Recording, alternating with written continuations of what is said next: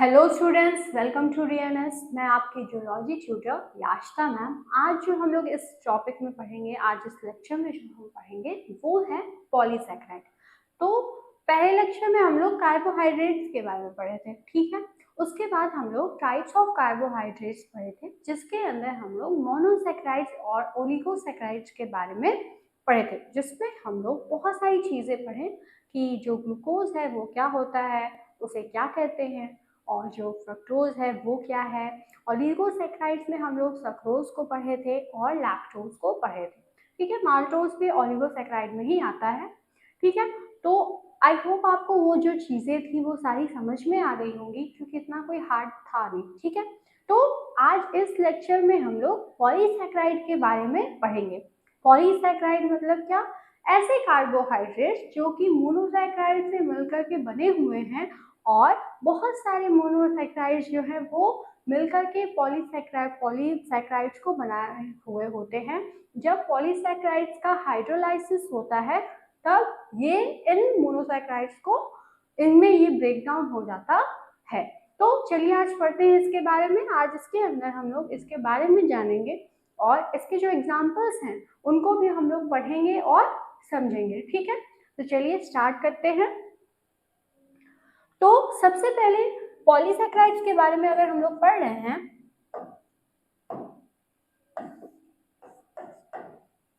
तो सबसे पहले हमें ये जान लेना चाहिए कि जो पॉलीसैकेराइड है वो क्या होता है, ठीक है। चलिए, तो जो पॉलीसैकेराइड है, पॉली मतलब क्या होता है? पॉली मतलब मेनी। जो कार्बोहाइड्रेट्स के जो टाइप्स हैं उनके नाम में ही उनका जो फंक्शन है या जो डेफिनेशन है वो अच्छे से समझ में आ जाता है। मोनो मतलब एक, ठीक है, हाइड्रोलाइसिस नहीं हो सकती। ओलिगो मतलब फ्यू, ठीक है। पॉली मतलब क्या होता है? पॉली मतलब मेनी होता है, ठीक है। चलिए, तो जो पॉलीसैकेराइड है वो बहुत सारे मोनोसैकेराइड से मिलकर के बने हुए होते हैं। अगर पॉलीसैकेराइड के बारे में बात की जाए तो ये एक मेजर क्लास होता है बायोमोलिक्यूल्स का, ठीक है। तो जो बायोमोलिक्यूल्स हैं, ठीक है, जितने भी बायोमोलिक्यूल्स हैं, जैसे कि प्रोटीन हो गया, फैटी एसिड हो गया, ठीक है, लिपिड हो गया, ये सभी में जो कार्बोहाइड्रेट्स है उसका जो पॉलीसैकेराइड है वो एक मेजर बायोमोलिक्यूल है जो कि इस अर्थ पर प्रेजेंट है, ठीक है। अगर बात की जाए पॉलीसैकेराइड का कि तो ये जो है लॉन्ग चेन होता है किस चीज का?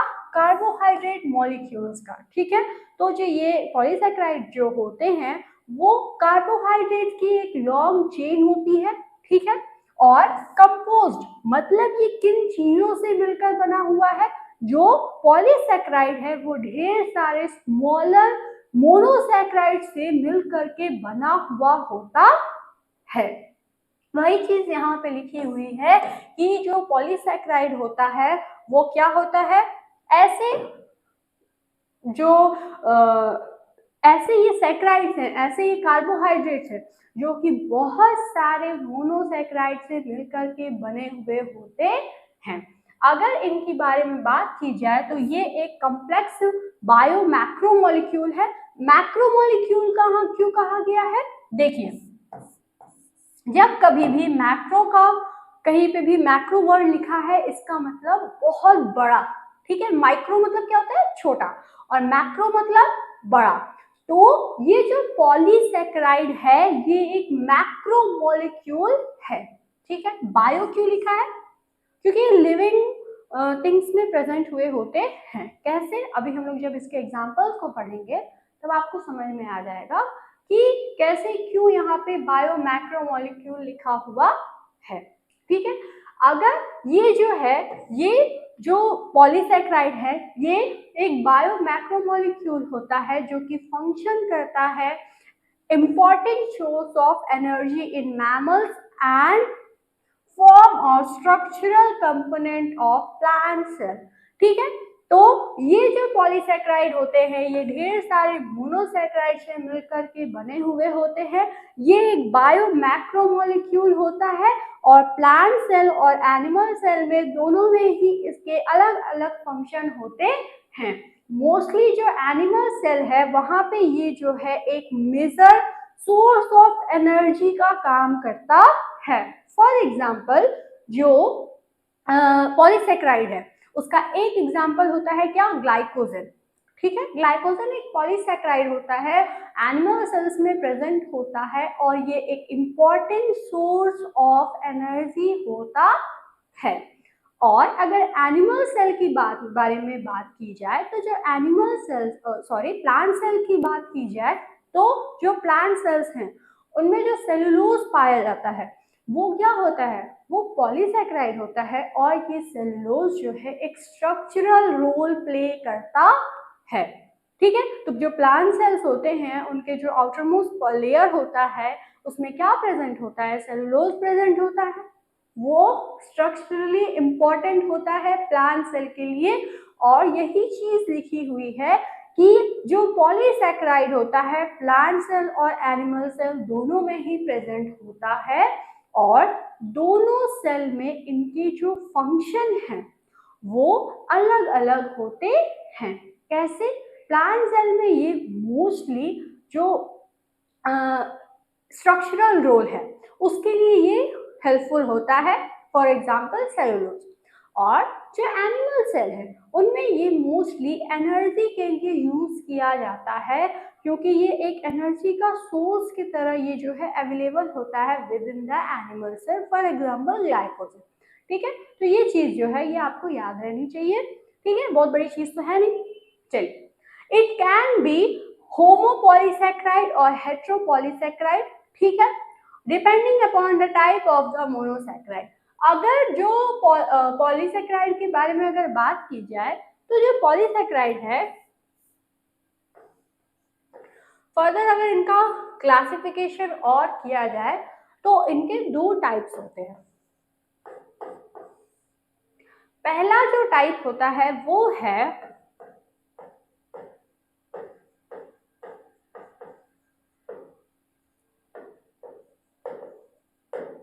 होमोसेक्राइड और दूसरा जो होता है वो होता है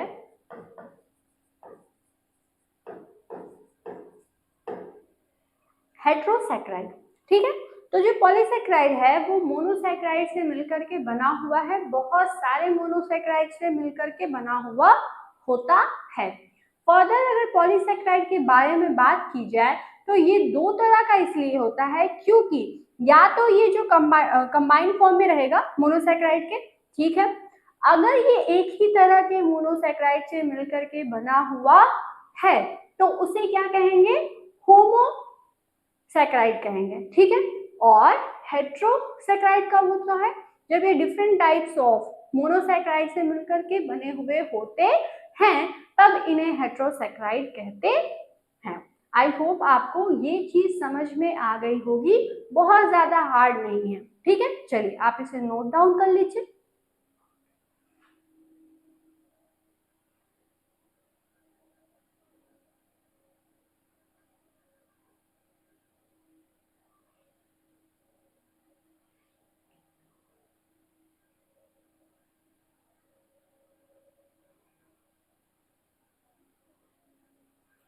तो पॉलीसेक्राइड क्या है, पॉलीसेक्राइड एक मैक्रोमोलिक्यूल है, बायोमैक्रोमोलिक्यूल है, जो मोनोसेक्राइड है उससे मिलकर के बना हुआ है। और जो पॉलीसेक्राइड होता है वो फर्दर दो टाइप में क्लासिफाइड हुआ है, होमोसेक्राइड और हेट्रोसेक्राइड। यहाँ पे जो वर्ड है होमो, होमो मतलब होता है एक जैसा, कहीं पे भी अगर ऐसा लिखा हो तो आप समझ जाइएगा। ठीक है, और हेट्रो मतलब क्या होता है, डिफरेंट। ठीक है, तो ऐसा सेक्राइड, ऐसा पॉलीसेक्राइड जो कि एक जैसे मोनोसेक्राइड से मिलकर के बने हुए हैं उनको होमोसेक्राइड कहेंगे। एक ऐसा पॉलीसेक्राइड, ठीक है, जो कि बहुत डिफरेंट टाइप ऑफ मोनोसेक्राइड से मिलकर के बने हुए हैं, जब आप हाइड्रोलाइसिस कराएंगे तो पता चल जाएगा।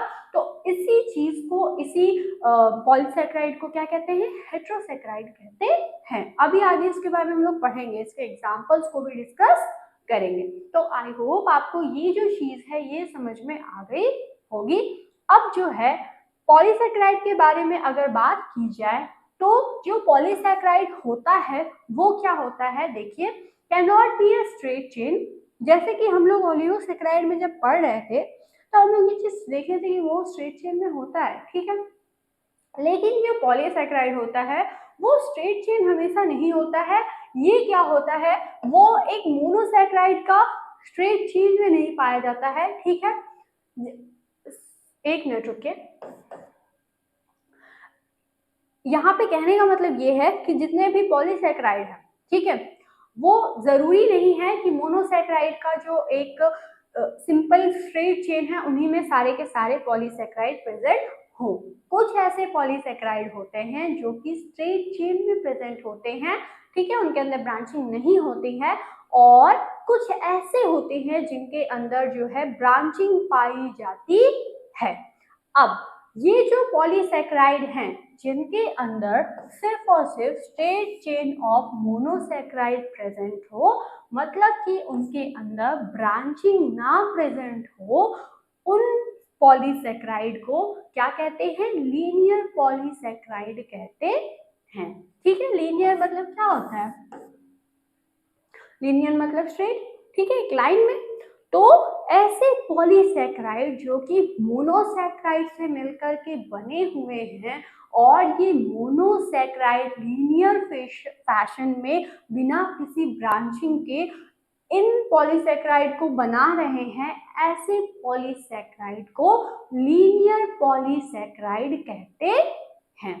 और दूसरी ओर ऐसे पॉलीसैकेराइड जिनमें क्या हो, कैन बी ब्रांच्ड, ऐसे जो पॉलीसैकेराइड हैं जिनमें क्या होगा, ब्रांचिंग भी पाई जाए, मतलब लीनियर फैशन में तो वो है ही प्रेजेंट, साथ ही में कुछ कुछ पॉइंट पे उनमें क्या हो, ब्रांचिंग प्रेजेंट हो। इन पॉलीसैकेराइड को क्या कहते हैं, ब्रांच्ड पॉलीसैकेराइड कहते हैं, ठीक है। तो इसके अरेंजमेंट के बेसिस पे भी जो पॉलीसैकेराइड है, देख लीजिए,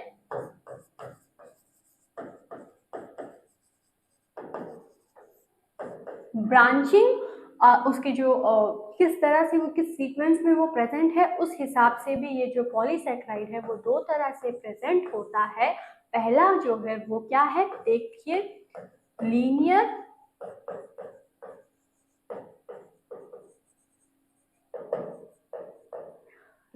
पॉलीसैकेराइड, और दूसरा क्या है,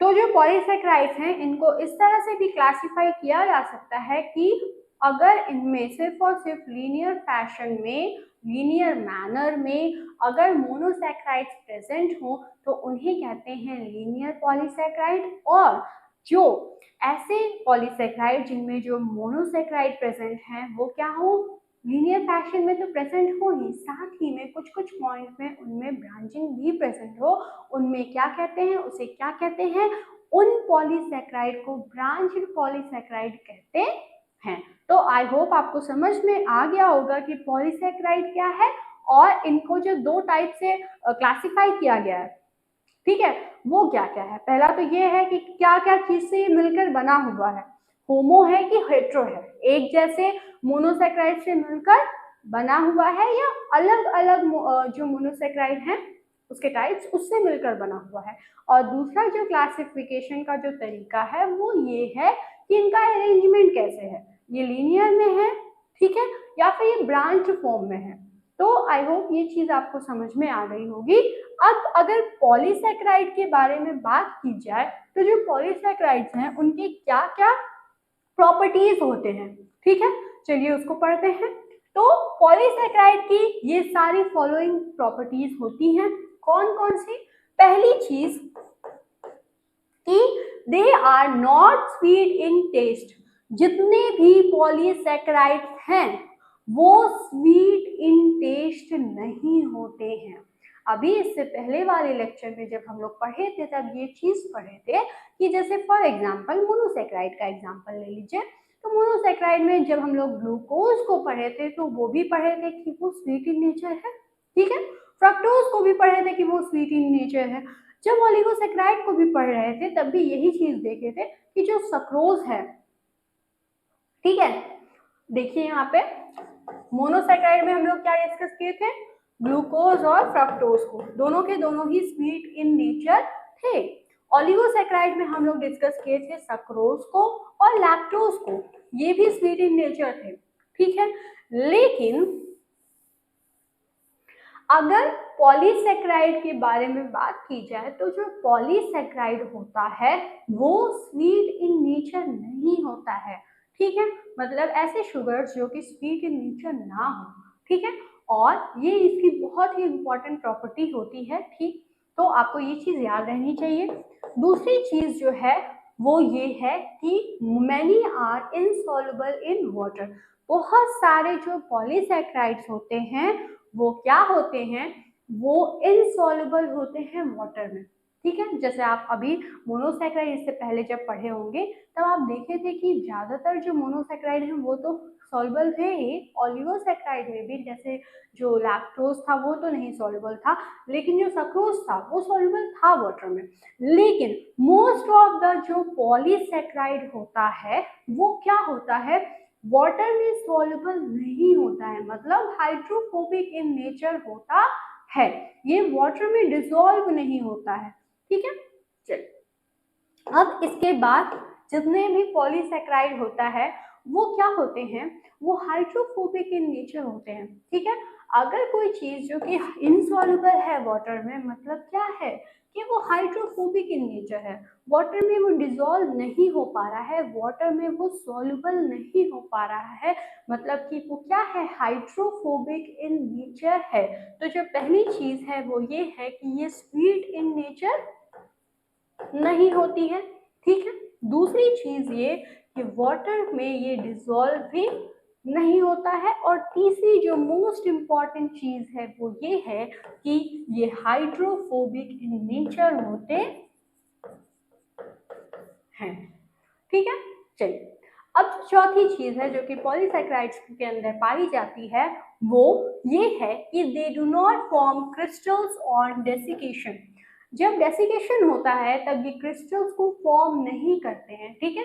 तो जितने भी पॉलीसैकेराइड्स हैं वो जब भी क्रिस्टलेशन हो, डेसिकेशन हो, तब ये क्रिस्टल्स को फॉर्म नहीं करते हैं। तो मोस्टली क्या होता है कि मोनोसैकेराइड या ओलिगोसैकेराइड से इनकी बहुत हद तक जो प्रॉपर्टीज हैं वो डिफरेंट होती हैं, इनफैक्ट एकदम अपोजिट होती हैं, ठीक है।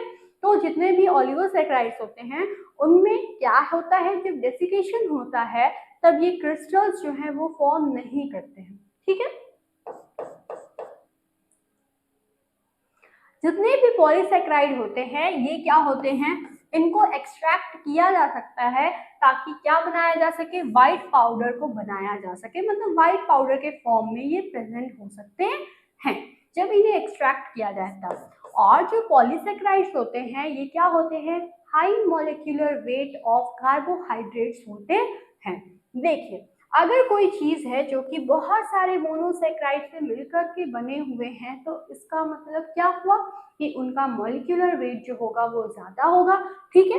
जितने भी पॉलीसैकेराइड है वो ढेर सारे मोनोसैकेराइड से मिलकर के बने हुए हैं, मतलब कि ये जो है जितने भी पॉलीसैकेराइड होंगे उनका मॉलिक्यूलर वेट बहुत ज्यादा होगा। वही चीज यहाँ पे लिखी हुई है कि ये जो पॉलीसैकेराइड होता है वो क्या होता है, ऐसे कार्बोहाइड्रेट होते हैं जिनकी हाई मॉलिक्यूलर वेट होती है। देखिए जो पॉलीसैकेराइड होता है जब सेल्स के अंदर प्रेजेंट होते हैं तब क्या होता है, ये कंपैक्ट होता है और ऑटोमेटिकली इनएक्टिव होता है। मतलब जितने भी पॉलीसैकेराइड जब सेल्स के अंदर प्रेजेंट होते हैं तब वो कॉम्पैक्ट फॉर्म में प्रेजेंट होते हैं और ऑटोमेटिकली क्या होता है, इनएक्टिव स्टेज में प्रेजेंट होता है। जितने भी ओलिगोसैकेराइड्स प्रेजेंट हैं, सॉरी एक मिनट, जितने भी पॉलीसैकेराइड प्रेजेंट हैं वो क्या कंसिस्ट करते हैं, हाइड्रोजन उनमें प्रेजेंट होता है, कार्बन उनमें प्रेजेंट होता है, ऑक्सीजन प्रेजेंट होता है। ये तीनों चीज तो प्रेजेंट होंगी, क्यों, क्योंकि ये कार्बोहाइड्रेट है, ठीक है।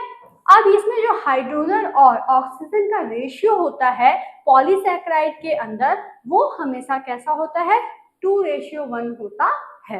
तो जो कार्बन, हाइड्रोजन ऑक्सीजन, ये तीनों चीजें जो कि प्रेजेंट होती हैं किसके अंदर, पॉलीसेक्राइड के अंदर, इसमें से जो हाइड्रोजन है, ठीक है, और जो ऑक्सीजन है उसका जो रेशियो है वो कैसे प्रेजेंट होगा, हमेशा 2:1 रेशियो में प्रेजेंट होगा, ठीक है। तो ये बहुत ही इंपॉर्टेंट प्रॉपर्टीज हैं किसकी, पॉलीसैकेराइड की, जो कि आपको पता होनी चाहिए। तो देखिए आप इसे पहले नोट डाउन कर लीजिए।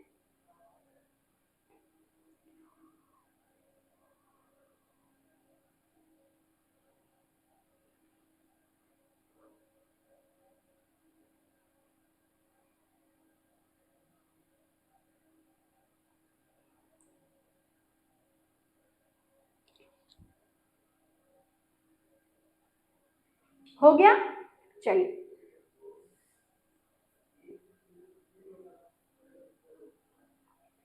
पॉलीसैकेराइड के बारे में पढ़ रहे हैं तो आपको इसकी प्रॉपर्टी तो पता होनी ही चाहिए। आई होप आपको सारी चीजें समझ में आ गई होंगी। एक बार शॉर्टली हम आपको बता देते हैं। देखिए पॉलीसैकेराइड है मतलब क्या होगा, मोनोसैकेराइड से मिलकर बना है, बहुत सारे मोनोसैकेराइड से मिलकर बना है। तो क्या होगा ये, इसका सबसे पहला चीज जो आपको याद हो जाएगा वो ये चीज है कि ये जो है क्या होगा, ये एक ऐसे शुगर्स हो, ऐसे कार्बोहाइड्रेट्स होंगे जिनका मॉलिक्यूलर वेट जो है बहुत ज्यादा होगा। क्यों, क्योंकि ये बहुत सारे मोनोसैकेराइड से मिलकर के बने हुए हैं। दूसरी चीज ये कि वाटर में ये सॉल्युबल नहीं होगा, ठीक है, वाटर फोबिक होगा, नॉन स्वीट इन नेचर होगा। जो सेल्स हैं, ठीक है, उनमें अगर ये प्रेजेंट है, जिनमें ये पॉलीसैकेराइड प्रेजेंट है, ये क्या होता है, ऑटोमेटिकली इनएक्टिव स्टेज में सेल के अंदर प्रेजेंट होता है। और जो पॉलीसैकेराइड्स होते हैं उनमें कार्बन, हाइड्रोजन, ऑक्सीजन प्रेजेंट होता है, जिनमें हाइड्रोजन और ऑक्सीजन का जो रेशियो है वो 2:1 होता है। फर्दर अगर बात की जाए तो जो पॉलीसैकेराइड होता है उनकी जो प्रॉपर्टीज है वो क्या होती हैं कि ज्यादातर तो जो है ये ऐसे कार्बोहाइड्रेट्स होते हैं जो कि नॉन रिड्यूसिंग इन नेचर होते हैं। क्यों, क्योंकि ये क्या होता है ना कि मोनोसैकेराइड से मिलकर बना है, मतलब कि इसके अंदर जो कार्बोनिल ग्रुप है, हाइड्रोक्सिल ग्रुप है, ये फ्री ही नहीं है, तो किसी और से कैसे बॉन्ड बनाएगा, ठीक है।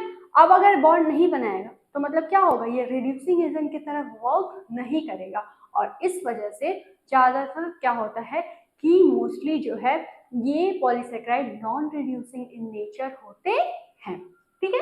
तो जितनी भी प्रॉपर्टी थी आई होप आपको समझ में आ गया होगा। बहुत ही सिंपल लैंग्वेज में लिखी हुई हैं चीजें, आपको समझ में आ जाना चाहिए। कोई चीज अगर हार्ड होती है तो हम खुद बता देते हैं, ठीक है। चलिए अब देखिए, जो पॉलीसैकेराइड थे उनके हम लोग प्रॉपर्टीज तो पढ़ लिए, अब इसके टाइप्स को भी अच्छे से पढ़ लेते हैं। तो जो टाइप्स होती है पॉलीसैकेराइड की वो क्या क्या है, देखिए पहला जो टाइप है वो क्या है, होमोपॉलीसैकेराइड। यहाँ पे देखिए टाइपिंग एरर है, ठीक। तो होमोपॉलीसैकेराइड, होमो मतलब क्या होता है, सेम, एक जैसा, और पॉलीसैकेराइड मतलब क्या होता है, कार्बोहाइड्रेट मतलब शुगर, ठीक है। तो ऐसे पॉलीसैकेराइड जो कि एक जैसे मोनोसैकेराइड से मिलकर के बने हुए हो उनको क्या कहते हैं, ऐसे ही पॉलीसैकेराइड को होमोसैकेराइड कहते हैं। इसको हम बहुत ही अच्छे तरीके से आपको बताए थे, ठीक है। चलिए अब होमोसैकेराइड के बारे में अगर आपको लिखना हो तो आप कैसे लिखेंगे, देखिए एक ऐसा पॉलीसैकेराइड जो कि सेम टाइप ऑफ मोनोसैकेराइड से मिलकर के बना हुआ हो, क्या चीज, सेम टाइप ऑफ मोनोसैकेराइड से मिलकर के बना हुआ हो, उसको क्या कहेंगे, उसी को कहेंगे होमोपॉलीसैकेराइड, ठीक है। बहुत इजी है, कुछ ज्यादा दिमाग लगाना नहीं है कि एक ऐसा सैकेराइड, एक ऐसा पॉलीसैकेराइड जो कि बना हुआ है एक ही जैसे सेम टाइप ऑफ मोनोसैकेराइड से, उसी को कहते हैं होमोपॉलीसैकेराइड, ठीक है। अब कुछ इम्पोर्टेंट जो होमोपॉलीसेक्राइड है वो क्या है। जब हम इससे पहले आपको बताए थे तब हम ये चीज कहे थे कि आगे हम लोग इसके बारे में अच्छे से एग्जांपल्स को भी पढ़ेंगे और उसे डिस्कस करेंगे, ठीक है। चलिए,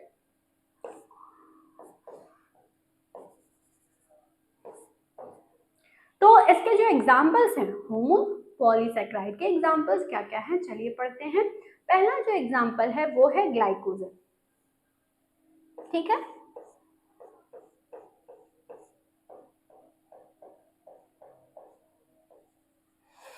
पहला जो एग्जांपल है वो है ग्लाइकोजन। कैसे ग्लाइकोजन होमोपॉलीसेक्राइड होता है, चलिए समझते हैं। ये जो ग्लाइकोजन होता है वो लार्ज चेन ऑफ मॉलिक्यूल से मिलकर के बना हुआ होता है और ये एनिमल्स और फंजाई में मिलकर इनमें जो है ये प्रेजेंट होता है, ठीक है। अब ये जो ग्लाइकोजन है ये क्या है, एक ऐसा होमोपॉलीसेक्राइड है जो कि एक ही जैसे मोनोसेक्राइड से मिलकर बने हुए होते हैं, इस वजह से इसे होमोपॉलीसेक्राइड कहते हैं। अगर ग्लाइकोजन के बारे में बात की जाए तो ग्लाइकोजन जो है एनिमल्स में और फंजाई में प्रेजेंट होते हैं, ग्लाइकोजन प्लांट्स में नहीं प्रेजेंट होता है, ठीक है। अभी हम आपको पढ़ाएंगे तो पता चल जाएगा, ठीक है। चलिए, अब जो सेकेंड एग्जाम्पल है वो क्या है, सेलुलोज।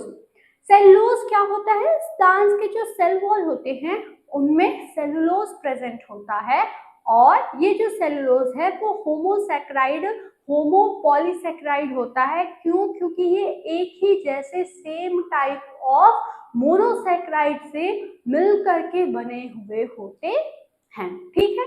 चलिए, अब अगर सेलुलोज के बारे में बात की जाए तो जो प्लांट्स के जो सेल वॉल होते हैं उनमें क्या प्रेजेंट होता है, उनमें यही सेलुलोज प्रेजेंट होता है और it is made up of या फिर comprises of long chain of glycosides। Glycoside का जो लॉन्ग चेन है उनके थ्रू ये मिलकर के बने हुए होते हैं। तीसरा जो एग्जांपल है वो है स्टार्च, ठीक है। स्टार्च क्या होता है, स्टार्च भी एक होमोपॉलीसेक्राइड है, एक ही सेम टाइप ऑफ मोनोसेक्राइड से मिलकर के बना हुआ होता है।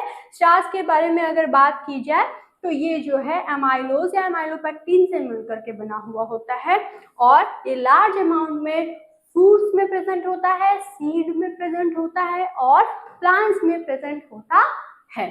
तो एग्जाम में ऐसा पूछा जा सकता है कि गिव सम एग्जांपल्स ऑफ होमोसेक्राइड, ठीक है। तो आप ये ऐसे लिख सकते हैं, ठीक है। देखिए, हम लोग होमोसेक्राइड के बारे में तो पढ़ लिए, अब जो बारी है वो है उसके सेकेंड टाइप की। जितने भी पॉलीसेक्राइड हैं उनमें जो सेकेंड टाइप होता है वो क्या होता है, हेट्रोपॉलीसेक्राइड। ऐसे पॉलीसेक्राइड जो कि डिफरेंट टाइप ऑफ मोनोसेक्राइड से मिलकर बने हुए हों उनको हेट्रोपॉलीसेक्राइड कहते हैं। देखिए यहाँ पे लिखा हुआ है कि a polysaccharide that contains different types of, क्या, different types of monosaccharide is known as heteropolysaccharide. ऐसा पॉलीसेक्राइड जिसमें different type of polysaccharide present हो उसी को कहते हैं heteropolysaccharide. Some of the important heteropolysaccharide जो कि होते हैं वो यहाँ पे लिखा हुआ है। फॉर एग्जाम्पल हाइरोनिक एसिड, ठीक है।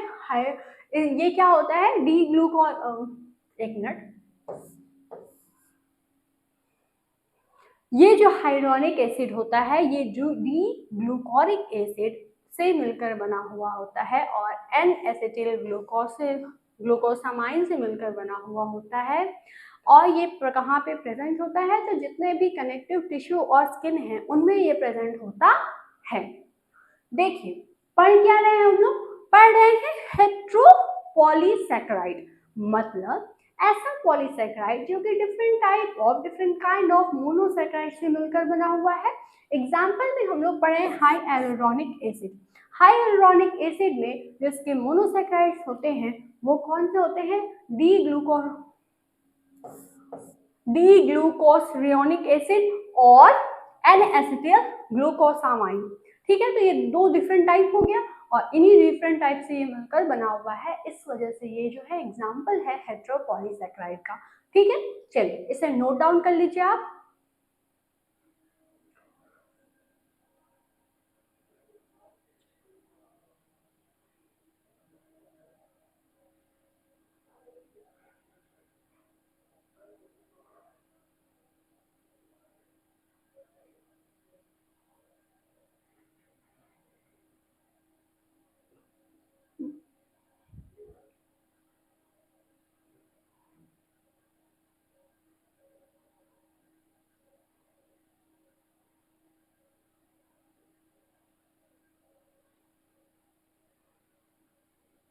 हो गया, चलिए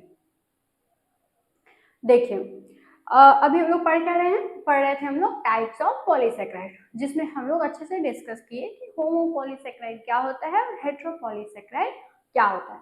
हेटेरोपॉलीसेक्राइड के एग्जाम्पल को भी हम लोग अच्छे से डिस्कस कर लिए हैं। अब देखिए हम लोग आगे चलते हैं, जिसमें हम लोग पढ़ेंगे क्या, जिसमें हम लोग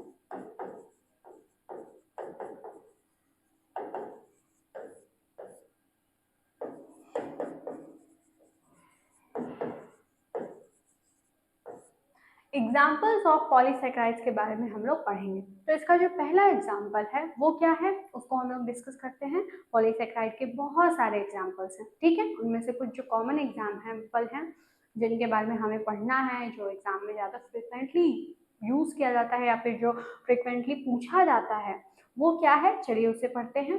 तो पॉलीसेक्राइड में जो पहला एग्जाम्पल है वो है स्टार्च। स्टार्च किसमें प्रेजेंट होता है, स्टार्च जो है एक ऐसा पॉलीसेक्राइड है, एक ऐसा कार्बोहाइड्रेट है जो कि प्लांट्स के अंदर प्रेजेंट होता है, ठीक है। चलिए पढ़ते हैं कि इसकी प्रॉपर्टीज क्या हैं। देखिए अगर स्टार्च, एक चीज तो हम लोग को पता चल गई, वो क्या चीज है कि ये जो है पॉलीसेक्राइड है, मतलब बहुत सारे मोनोसेक्राइड से मिलकर के ये बना हुआ होगा। दूसरी चीज ये कि अगर ये पॉलीसेक्राइड है मतलब इसका हाई मॉलिक्यूलर वेट होगा, ठीक है। तो कुछ चीजें ऐसी होती हैं कि उनको जो है आपको अपने दिमाग में, अगर आपका कंसेप्ट क्लियर है तो आप अपने से भी उन चीजों को लिख सकते हैं। फॉर एग्जाम्पल जैसे अगर स्टार्च है तो ये पॉलीसेक्राइड है, तो पॉलीसेक्राइड का आप यहाँ पे डेफिनेशन लिख सकते हैं कि starch is a polysaccharide which is made up of many monosaccharides, ठीक है, मोनोसेक्राइड से मिलकर के, बहुत सारे मोनोसेक्राइड से मिलकर के बना हुआ होता है। दूसरी चीज ये कि इसका क्या होगा, हाई मॉलिक्यूलर वेट होगा। क्यों, क्योंकि ये बहुत सारे मोनोसेक्राइड से मिलकर के बना हुआ है, तो इसका जो मॉलिक्यूलर वेट होगा वो बहुत ज्यादा हाई होगा, ठीक है। चलिए अब अगर स्टार्च के बारे में बात की जाए तो स्टार्च को एमाइलम भी कहते हैं, मतलब स्टार्च का जो दूसरा नाम है वो क्या है, एमाइलम होता है। चलिए जल्दी से कमेंट करके बताइए हमें कि जो हाउस होल्ड शुगर है वो क्या होता है और जो कॉर्न शुगर है वो क्या होता है, ठीक है। चलिए जल्दी से बताइए तभी हमको समझ में आएगा कि आप पढ़ रहे हैं कि नहीं। चलिए तो जो स्टार्च होता है उसे और क्या कहते हैं, एमाइलम भी कहते हैं। और ये क्या होता है, एक पॉलीमेरिक होता है। पॉलीमेरिक मतलब क्या होता है, पॉलीमेरिक मतलब क्या, जो कि बहुत सारे मोनोमर से मिलकर के बना हुआ हो, ठीक है। पॉलीमेरिक मतलब पॉलीमर, पॉलीमर किससे मिलकर बना होता है, मोनोमर से। ये क्या है, स्टार्च है, पॉलीसेक्राइड है मतलब पॉलीमर है। इसका मोनोमर क्या होगा, इसका मोनोमर होगा मोनोसेकेराइड, ठीक है। चलिए तो वर्ड्स को देख के कंफ्यूज मत होया करके, थोड़ा सा दिमाग लगाइए, समझ में आ जाएगा, ठीक है। चलिए तो अगर स्टार्च के बारे में बात की जाए तो जो स्टार्च होता है वो एक पॉलीमरिक होता है। क्या, पॉलीमरिक कार्बोहाइड्रेट होता है जिसके अंदर क्या प्रेजेंट होता है, तो बहुत सारे, न्यूमरस मतलब बहुत सारे ग्लूकोज के यूनिट्स इसके अंदर प्रेजेंट होते हैं, ठीक है। जब हम लोग स्टार्च को पढ़ रहे थे तब हम लोग इसको किसका एग्जाम्पल पढ़े इससे पहले, आप बताइए। होमोसेक्राइड के अंदर इसे पढ़े थे, मतलब एक जैसे क्या, मोनोसेक्राइड से मिलकर ये बना हुआ होता है। क्यों बना हुआ होता है, क्यों उसको एग्जाम्पल उसके अंदर रखे हैं, आप समझ में आ गया होगा। क्योंकि ये बहुत सारे एक ही type of monosaccharide that is glucose से मिलकर बना हुआ है, इसी वजह से स्टार्च को किसके अंदर रखा जाता है, ये किसका एग्जाम्पल होता है, होमोपॉलीसैकेराइड का ये एग्जाम्पल होता है। चलिए अब अगर स्टार्च के बारे में बात की जाए तो ये बहुत सारे ग्लूकोज के यूनिट से मिलकर के बने हुए हैं। अब ये जो ग्लूकोज का यूनिट है जिनसे मिलकर के स्टार्च बना हुआ है, ये क्या होता है, ग्लाइकोसिडिक बॉन्ड से मिलकर के या फिर ग्लाइकोसिडिक बॉन्ड के थ्रू ये कनेक्टेड रहते हैं। देखिए स्टार्च जो है ये एक पॉलीसैकेराइड है, इसका जो मोनोसैकेराइड प्रेजेंट है वो क्या है, ग्लूकोज है। बहुत सारे ग्लूकोज मिलकर के बनाते हैं स्टार्च को, और ये जो बहुत सारे ग्लूकोज होंगे कैसे बॉन्डेड रहेंगे, किसी ना किसी बॉन्ड से मिलकर के बॉन्डेड होंगे, और यही जो बॉन्ड है जो कि इन सबको ज्वाइंट करके किसको बना रहा है, स्टार्च को बना रहा है, इसी बॉन्ड को क्या कहते हैं, ग्लाइकोसिडिक बॉन्ड कहते हैं। मतलब ये जो ढेर सारे ग्लूकोज मिलकर के स्टार्च को बनाए हैं, जिस बॉन्ड से ये बाइंड हुए हैं और जिससे मिलकर के ये जो है एक साथ हैं, ठीक है, ये बॉन्ड कौन सा होता है, ग्लाइकोसिडिक बॉन्ड। ठीक है, तो आई होप आपको ये चीज समझ में आ गया होगा। अब देखिए जो प्योर स्टार्च होता है, ठीक है, जो प्योर स्टार्च होता है वो क्या होता है, व्हाइट कलर का होता है और टेस्टलेस रहता है। ठीक है, देखिए स्टार्च क्या है, स्टार्च एक पॉलीसैकेराइड है। पॉलीसैकेराइड की जब प्रॉपर्टी पढ़ रहे थे हम लोग, तभी हम लोग ये डिस्कस किए थे कि ये जो है वो टेस्टलेस होता है या फिर नॉन स्वीट होता है। ठीक है, तो जो स्टार्च होगा वो कैसा होता है, टेस्टलेस इन नेचर होता है और ऑर्डरलेस होता है पाउडर। ठीक है, मतलब इसके अंदर कोई इसका जो ऑर्डर है वो भी नहीं होता। ठीक है, मतलब ऑर्डरलेस होता है, टेस्टलेस होता है और व्हाइट पाउडर होता है। ठीक है, देखिए that is insoluble in cold water and alcohol. ठीक है, तो जो स्टार्च होता है वो क्या होता है, एक ऐसा व्हाइट पाउडर होता है जो कि टेस्टलेस होता है, ऑर्डरलेस होता है, मतलब कोई स्मेल भी नहीं आती है इसमें से। ठीक है, कोई पर्टिकुलर स्मेल नहीं होती है इसकी, ये ऑर्डरलेस होता है और साथ ही में ये वाटर में डिसॉल्व नहीं होता है। ठीक है, ये कोल्ड वाटर में डिसॉल्व नहीं होता है, मतलब ये इनसॉल्युबल होता है वाटर के अंदर, साथ ही में ये जो अल्कोहल है उसमें भी डिसॉल्व नहीं हो पाता है। तो it is insoluble in cold water as well as alcohol. ये क्या हो गई, ये स्टार्च की प्रॉपर्टी हो गई। आई होप आपको ये चीज समझ में आ गई होगी। इट कंसिस्ट ऑफ, ये किस चीज से मिलकर बना हुआ है, टू टाइप्स ऑफ मॉलिक्यूल्स। एक जो है किस चीज से मिला हुआ है, एक जो है लीनियर एंड हेलिकल एमाइलोज, एक तो है इसका लीनियर और हेलिकल एमाइलोज, और जो दूसरी चीज है वो ब्रांच एमाइलोपैक्टिन। ठीक है, तो ये दोनों ही जो है ये ग्लूकोज के ही टाइप्स हैं और इन्हीं से ये मिलकर के बना हुआ होता है। अगर बात की जाए तो ये जो है स्टार्च के अंदर लीनियर चेन है वो भी देखने को मिलती है और ब्रांच चेन भी देखने को मिलती है। लीनियर मैनर में या लीनियर फैशन में जो चीज लिंक्ड अप होती है वो क्या होता है, एमाइलोज होता है। मतलब एमाइलोज जो है लीनियर फैशन में स्टार्च के अंदर प्रेजेंट होते हैं, और जो ब्रांच फॉर्म में, ब्रांच वे में चीज प्रेजेंट होती है वो क्या होती है, एमाइलोपैक्टिन। ठीक है, तो स्टार्च के अंदर दो चीजें प्रेजेंट हैं, ग्लूकोज से तो ये मिलकर बना ही हुआ है। ग्लूकोज के दो टाइप्स हैं, एमाइलोज और एमाइलोपैक्टिन, जिससे मिलकर के ये बना हुआ है। क्या चीज, देखिए जब ये लीनियर फैशन में है तब इसे क्या कहते हैं, एमाइलोज, और ब्रांच चेन में क्या कहते हैं, इसे एमाइलोपैक्टिन कहते हैं। तो इससे आप कंफ्यूज मत होइएगा। देखिए डिपेंड ऑन द प्लांट के ऊपर डिपेंड करता है। स्टार्च के अंदर तो जो प्लांट्स हैं वो उनमें स्टार्च प्रेजेंट होता है, लेकिन अलग अलग डिफरेंट प्लांट्स में इनका जो परसेंटेज है वो प्रेजेंट होता है। देखिए जो प्लांट्स होते हैं उनमें जो स्टार्च होता है वो जनरली क्या प्रेजेंट होता है, 20 से 25% इनमें एमाइलोज प्रेजेंट होता है और 75 से 80% जो है वो एमाइलोपेक्टिन प्रेजेंट होता है। मतलब स्टार्च के अंदर दो चीजें प्रेजेंट हैं। पहला है एमाइलोज,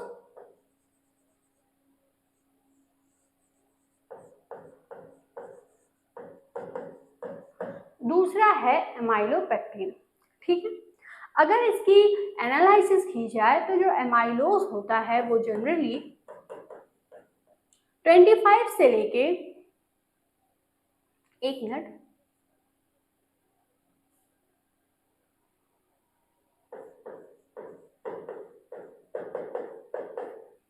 ट्वेंटी से लेके 25% परसेंटेज के अकॉर्डिंग ये प्लांट्स में प्रेजेंट होते हैं। कौन? एमाइलोज। और जो एमाइलोपेक्टिन होता है उसकी जो परसेंटेज होती है प्लांट्स के अंदर वो कितनी होती है? 75 से लेके 80% तक। ठीक है, तो जो स्टार्च है वो क्या है?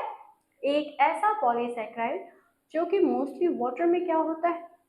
मोस्टली क्या वाटर में वो इनसॉल्युबल होता है, अल्कोहल में भी वो इनसॉल्युबल होता है, ऑर्डरलेस होता है, टेस्टलेस होता है। इसके अंदर जो इसकी ब्रांच चेन और लीनियर चेन दोनों ही प्रेजेंट होते हैं। लीनियर चेन को एमाइलोज कहते हैं जो कि 20 से 25% तक प्रेजेंट होता है किसी प्लांट के अंदर। ठीक है, प्लांट के स्टार्च के अंदर। और दूसरा जो ब्रांच फॉर्म है जिसको एमाइलोपेक्टिन कहते हैं वो 75 से 80% तक प्रेजेंट होता है स्टार्च के अंदर प्लांट्स में। ठीक है, तो आई होप ये चीज आपको समझ में आ गई होगी। अब इसे नोट डाउन कर लीजिए ताकि आपको इसका जो है जो स्टार्च है उसका जो स्ट्रक्चर है वो हम आपको बता सकें।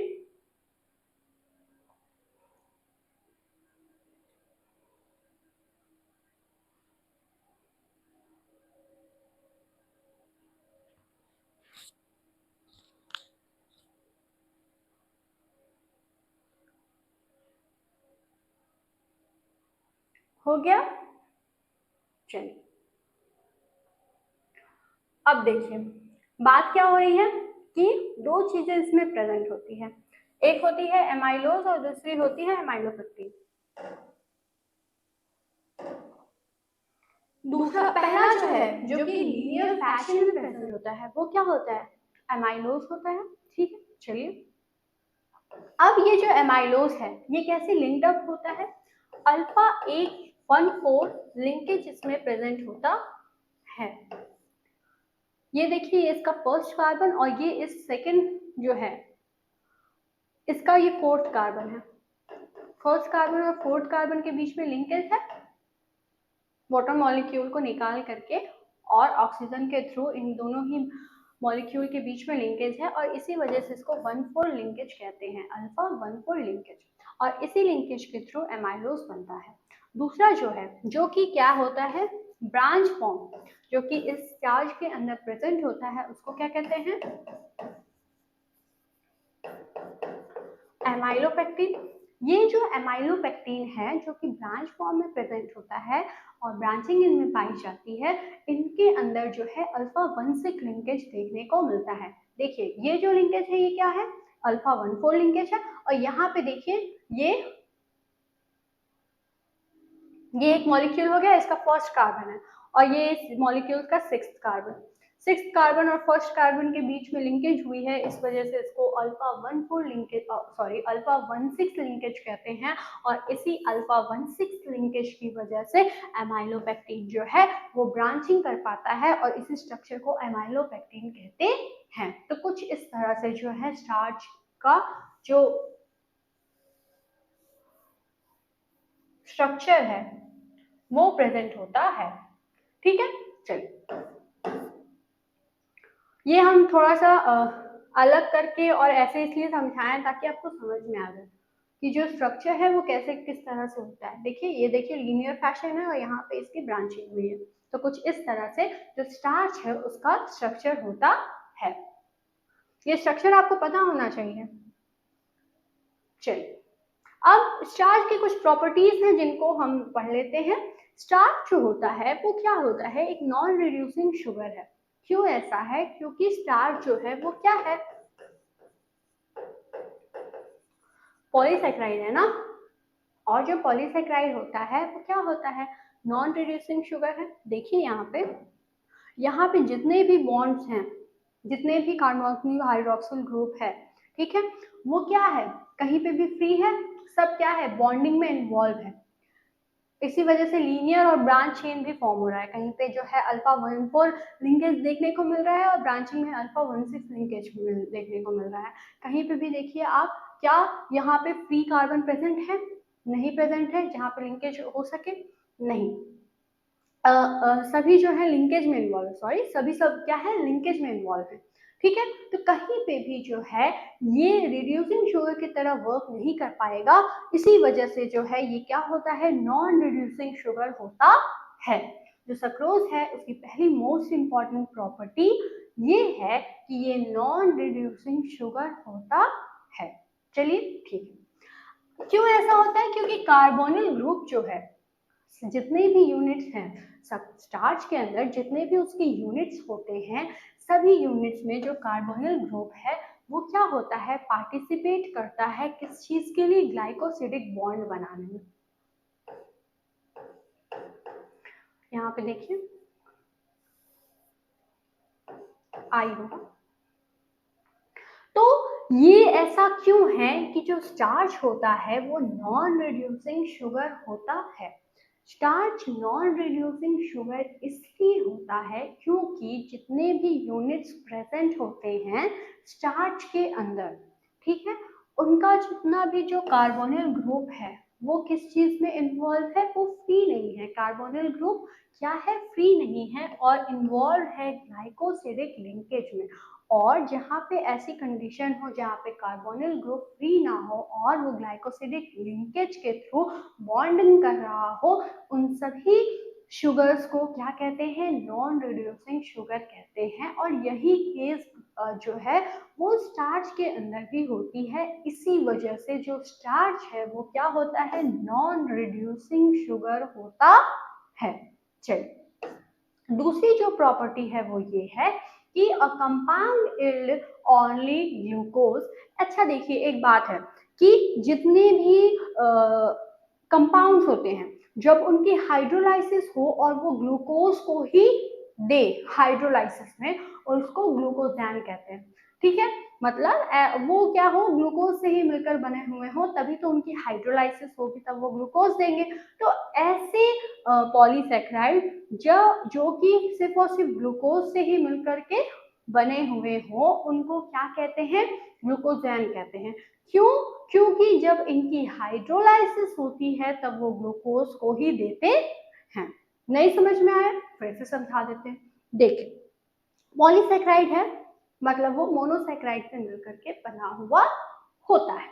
मोनोसेक्राइड जो है उसके बहुत सारे टाइप हैं, फॉर एग्जांपल ग्लूकोज हो गया, फ्रक्टोज हो गया, और भी बहुत सारे हैं।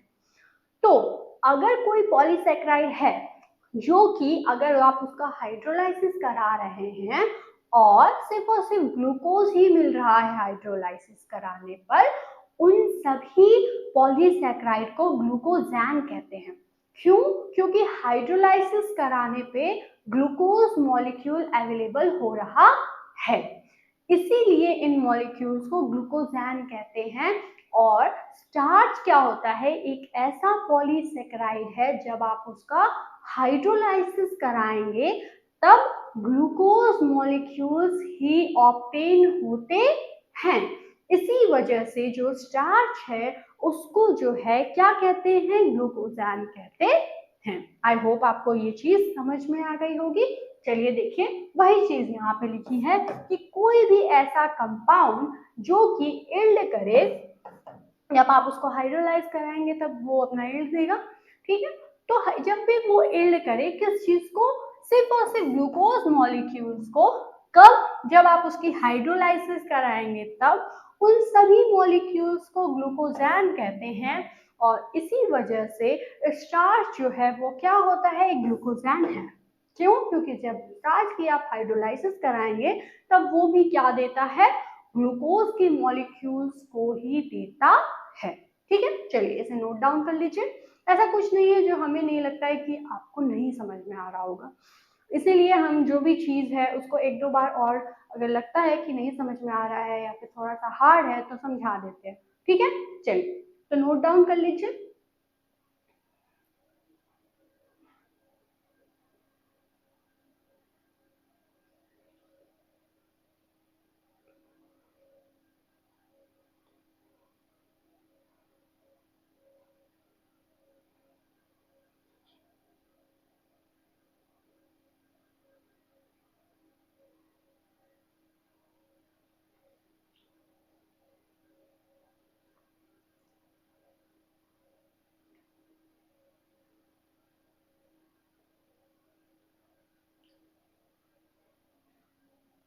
हो गया, चलिए अब जो सेकेंड एग्जाम्पल है किस चीज का,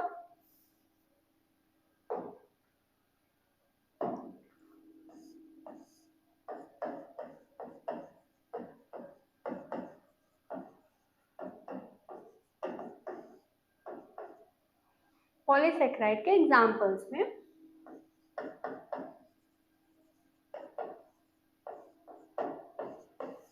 पहला एग्जाम्पल स्टार्च तो हम लोग पढ़ लिए। अब जो सेकेंड एग्जाम्पल है वो क्या है, सेलुलोज। ठीक है, जो कि हम लोग पढ़ेंगे। तो जो सेकेंड एग्जाम्पल है वो है सेलुलोज। सेलुलोज क्या होता है, देखिए सेलुलोज प्लांट्स के अंदर प्रेजेंट होता है, एनिमल्स में ये प्रेजेंट नहीं होते हैं। सेलुलोज जो है मोस्टली जो है वो सेल वॉल में प्रेजेंट होता है, प्लांट्स के सेल वॉल में सेलुलोज ही प्रेजेंट होता है। ठीक है, चलिए और जो सेलुलोज होता है वो क्या है, सेलुलोज जो है वो एक पॉलीसेक्राइड है। पॉलीसेक्राइड है तो मतलब क्या होगा, पहली चीज जो हमें याद रखनी है वो पॉलीसेक्राइड की डिफिनीशन यहाँ पे भी लगेगी। सेलुलोज की जब आप हाइड्रोलाइसिस करेंगे तो बहुत सारे मोनोसेक्राइड्स जो है वो मिलेंगे, या फिर आप ऐसे भी लिख सकते हैं कि बहुत सारे मोनोसेक्राइड से मिलकर के सेलुलोज मिलकर के बना हुआ होता है। अब ये मोनोसेक्राइड क्या है अभी पता चल जाएगा। ठीक है, चलिए तो एक चीज क्लियर हो गई। दूसरी चीज ये कि इसका जो है हाई मॉलिक्यूलर वेट होगा।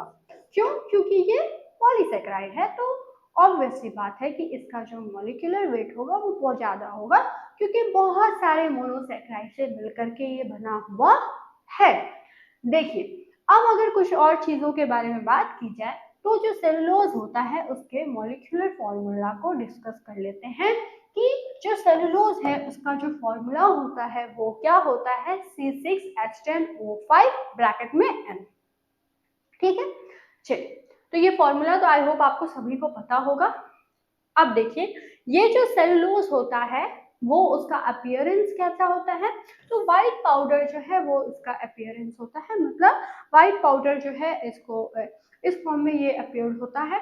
और अगर इसके बारे में बात की जाए तो इसकी जो डेंसिटी होती है 1.5 ग्राम पर सेंटीमीटर क्यूब जो है इसकी डेंसिटी है। और अगर इसकी मेल्टिंग पॉइंट के बारे में बात की जाए तो 260 से लेके 270 डिग्री सेल्सियस इसकी मेल्टिंग पॉइंट होती है। अगर यही चीज फ़ारेनहाइट में कहा जाए तो क्या होगा, 500 से लेके 518 डिग्री फ़ारेनहाइट इसका मेल्टिंग पॉइंट है। ठीक है, चलिए ये चीज आपको याद रखने की बहुत ज्यादा जरूरत है नहीं। ठीक है, तो आपको मेल्टिंग पॉइंट आप याद रखिए उतना सफिशिएंट है। ये चीज आपको मे भी कंफ्यूज कर दे, इसलिए मेल्टिंग पॉइंट कितना याद रखना है, 260 से लेके 270 डिग्री सेल्सियस। और जो फ़ारेनहाइट में अगर बात की जाए तो 500 से लेके 518 डिग्री फ़ारेनहाइट सेलुलोज की मेल्टिंग पॉइंट होती है। अगर सेलुलोज के बारे में बात की जाए तो इसका जो मॉलिक्यूलर मास होता है 162.1406 ग्राम पर मोल पर ग्लूकोज यूनिट। कोई ऐसे तो नहीं कह रहा है ना कि 162.1406। बायो वाले की मैथ इतनी भी कमजोर नहीं होती है ना। चलिए इतना हम लोग को पता है कि पॉइंट के बाद जो है वो इंडिविजुअली नंबर को काउंट किया जाता है। ठीक है, चलिए तो जो मोलर मास होता है सेलुलोज का वो कितना होता है 162.1406 ग्राम पर मोल पर ग्लूकोज यूनिट, ये इसका मोलिक्यूलर मास हो गया। तो ये थोड़ा सा रटने वाली चीज है, आप इसे रट लीजिएगा, इसमें क्या ही कोई कर सकता है, ठीक है। तो आई होप ये चीजें जो है बहुत सिंपल है, इसमें कुछ समझाने लायक है नहीं, तो ये चीज आप नोट डाउन पहले कर लीजिए। उसके बाद सेलुलोज के बारे में हम आपको बताएंगे कि और क्या प्रॉपर्टी होता है, कैसे इसका स्ट्रक्चर होता है। हो गया, चलिए। तो अगर बात की जाए सेलुलोज की, तो जो सेलुलोज होता है वो एक कॉम्प्लेक्स कार्बोहाइड्रेट होता है। सेलुलोज क्या है? एक कॉम्प्लेक्स कार्बोहाइड्रेट है जिसके अंदर ये किस चीज से मिलकर के बना हुआ है? कार्बोहाइड्रेट है तो ऑक्सीजन, कार्बन और हाइड्रोजन से मिलकर बना हुआ होता है। अगर बात की जाए सेलुलोज की, तो ये जो सेलुलोज होता है ये बहुत सारी चीजें हैं जिनमें ये प्रेजेंट होता है, ठीक है। जैसे कि हम लोग नहीं बात कर रहे थे कि लैक्टोज है तो मिल्क में प्रेजेंट होता है, ग्लूकोज है तो ये जो है ग्रेप्स में प्रेजेंट होता है, सक्रोज है तो किस में प्रेजेंट होता है? केन में प्रेजेंट होता है, मतलब शुगर केन में प्रेजेंट होता है, बीट में प्रेजेंट होता है, कैरेट में प्रेजेंट होता है। वैसे ही ये जो सेलुलोज है ये भी बहुत सारे चीजों की एक मेजर कंस्टिट्यूएंट होता है। किन किन चीजों में होता है? देखिए, बहुत सारे जो नॉन लिविंग थिंग्स हैं उनमें ये प्रेजेंट होता है बहुत ज्यादा अमाउंट में। कैसे? देखिए, नॉन लिविंग थिंग्स क्या मतलब, जैसे वुड हो गया, ये सब चीजें हैं, इनमें ये प्रेजेंट होता है। तो जो सेलुलोज का अमाउंट है वुड में वो कितना होता है? 40 से लेके 45% तक। ड्राइड हेम्प में कितना होता है? 57 तक। और जो कॉटन है उनमें कितना प्रेजेंट होता है? 90% तक। मतलब जो कॉटन है उनमें बहुत ज्यादा अमाउंट में सेलुलोज प्रेजेंट होता है। लगभग 90% जो है कॉटन है वो सेलुलोज प्रेजेंट होता है, ठीक है। और अगर वुड की बात की जाए तो उसमें 40 से लेके 45% तक प्रेजेंट होता है। अगर हेम्प की बात की जाए तो 57% तक सेलुलोज उनमें प्रेजेंट होता है। अगर सेलुलोज की बात की जाए तो ये भी ऑर्डरलेस होता है।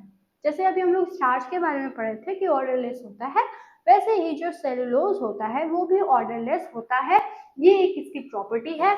ये इनसॉल्युबल होता है किस चीज में? वाटर में और बहुत सारे ऑर्गेनिक सॉल्वेंट्स में, ठीक है। तो जो सेलुलोज है वो क्या होता है? एक ऐसा पॉलीसेकेराइड है जो कि वाटर में इनसॉल्युबल है। बहुत सारे ऐसे ऑर्गेनिक सॉल्वेंट्स हैं जिनमें ये इनसॉल्युबल होता है और ये ऑर्डरलेस होता है। अगर बात की जाए तो it is biodegradable and chiral. ये जो है सेलुलोज वो बायोडिग्रेडेबल होता है। बायोडिग्रेडेबल मतलब क्या? ऐसी चीजें जो कि जिनका डिग्रेडेशन हो सके, माइक्रो ऑर्गेनिज्म जो कि सॉइल में प्रेजेंट है, जो कि डिकम्पोजिशन का काम करते हैं, वो इन सब चीजों को डिकम्पोज कर सके। तो जो सेलुलोज होता है वो एक बायोडिग्रेडेबल सब्सटेंस होता है, ठीक है। जैसे पॉलिथीन है वो नॉन बायोडिग्रेडेबल है, ठीक है। तो वैसे ही जो सेलुलोज है वो क्या होता है? एक बायोडिग्रेडेबल सब्सटेंस है और कायरल होता है। कायरल मतलब क्या होता है ये आप बताइए, ये आपका होमवर्क है, ठीक है। नेक्स्ट लेक्चर में हम बताएंगे। आपको वैसे पता होना चाहिए कायरल क्या होता है। चलिए, तो जो सेलुलोज होता है उसका अगर प्रॉपर्टी के बारे में बात की जाए तो जो हाई टेम्परेचर होता है ये क्या होता है? ब्रेक डाउन हो जाता है किसके अंदर? ग्लूकोज के अंदर, by treating it with concentrated mineral acids, ठीक है। तो हाई टेम्परेचर पे ये ब्रेक डाउन हो जाता है, या फिर इसको जब आप क्या करें कि मिनरल एसिड जो है उसके साथ जब ट्रीट किया जाता है तब ये क्या होता है कि ग्लूकोज जो है इनमें ये ब्रेक डाउन हो जाता है, मतलब वही इनके जो मोनोसैकेराइड्स हैं उनमें ये ब्रेक डाउन हो जाते हैं। चलिए, अब अगर मेन कंपोनेंट के बारे में बात की जाए कि सेलुलोज जो है उसका मेन कंपोनेंट क्या होता है, तो unbranched polymer made up of long chain of glucose monomers joined by beta 1 for glycosidic linkage. देखिए, इससे पहले जब स्टार्च को हम लोग पढ़े थे तब उसमें हम लोग ये देखे थे कि उसमें ब्रांच चेन भी प्रेजेंट है और सॉरी लीनियर चेन भी प्रेजेंट है और ब्रांच चेन भी प्रेजेंट था, लेकिन जो सेलुलोज होता है उनमें ब्रांचिंग नहीं प्रेजेंट होती है, ठीक है। और ये जो है कैसा होता है, अनब्रांच्ड पॉलीमर है जो कि बना हुआ होता है लॉन्ग चेन से। किसके लॉन्ग चेन से? ग्लूकोज के। तो अब ये भी आपको समझ में आ गया होगा कि जो सेलुलोज होता है उसको क्यों होमोपॉलीसेकेराइड कहा जाता है। उससे हम इसीलिए आपको नहीं बताए थे ताकि जब हम आपको पढ़ाएं तब आपको समझ में आ जाए कि जो स्टार्च है, जो सेलुलोज है, उनको होमोसेकेराइड क्यों कहते हैं, ठीक है। तो अभी हम लोग डिस्कस क्या कर रहे हैं? सेलुलोज को डिस्कस कर रहे हैं, जिनके बारे में हम लोग ये पढ़े हैं कि इसके अंदर ब्रांचिंग नहीं होती है, लीनियर फैशन में ये प्रेजेंट होता है और ये ग्लूकोज से मिलकर के बना हुआ होता है। ये जो ग्लूकोज होते हैं ये जॉइन आपस में कैसे होते हैं? बीटा 1,4 ग्लाइकोसिडिक लिंकेज के थ्रू बाइंड होते हैं। अब अगर इसके स्ट्रक्चर के बारे में बात की जाए तो जो सेलुलोज होता है वो क्या होता है? बीटा यूनिट से मिलकर के बना हुआ होता है और अनब्रांच 1,4 ग्लाइकोसिडिक लिंकेज होती है। तो ये चीजें आपको हमेशा याद रखनी है, जब भी सेलुलोज के बारे में बात आए तब क्या होगा, इसके अंदर ब्रांचिंग नहीं पाई जाती है, ग्लूकोज से मिलकर बना है। और ग्लूकोज में भी कैसा ग्लूकोज? देखिए ऐसे जिनमें जो है बीटा 1,4 ग्लाइकोसिडिक लिंकेज देखने को मिले। ये रहा बीटा 1,4 ग्लूकोज का स्ट्रक्चर, ठीक है। ये ग्लूकोज हो गया और first carbon fourth carbon 1,4 linkage, ठीक है। तो 1,4 लिंकेज के थ्रू 1,4 ग्लाइकोसिडिक लिंकेज के थ्रू कैसे जो सेलुलोज है वो बना हुआ है, ये चीज लिखा है, ठीक है। ये ऐसे इसलिए बनाया, ये इसको ऐसे भी बनाया जा सकता है। ऐसे मतलब ये क्या है कि फर्दर ये जो है लीनियर फैशन में यहाँ पे भी और वहां पे भी ये प्रेजेंट है। बहुत सारे ग्लूकोज से बना है ना ये। या फिर आप ऐसे भी बना सकते हैं, ब्रैकेट हो गया, ये स्ट्रक्चर हो गया जिसमें आप दिखा रहे हैं कि 1,4 ग्लाइकोसिडिक लिंकेज है जिसमें बीटा ग्लूकोज यूनिट से मिलकर बना हुआ है। मतलब ये क्या है? ये बीटा ग्लूकोज है और ये भी बीटा ग्लूकोज। कौन अल्फा ग्लूकोज होता है, कौन बीटा ग्लूकोज होता है, ये सब चीज हम लेक्चर नंबर 1 में पढ़ाए हैं। अगर आपको नहीं समझ में आ रहा है तो आप लेक्चर नंबर 1 से स्टार्ट करिए, तब आपको समझ में आ जाएगा, ठीक है। हर लेक्चर में तो एक ही चीज नहीं बता सकते, ये तो फिर क्या होगा, बहुत ज्यादा लंबा हो जाएगा, ठीक है। तो आप सीक्वेंस से पढ़िए ताकि आपको समझ में आए।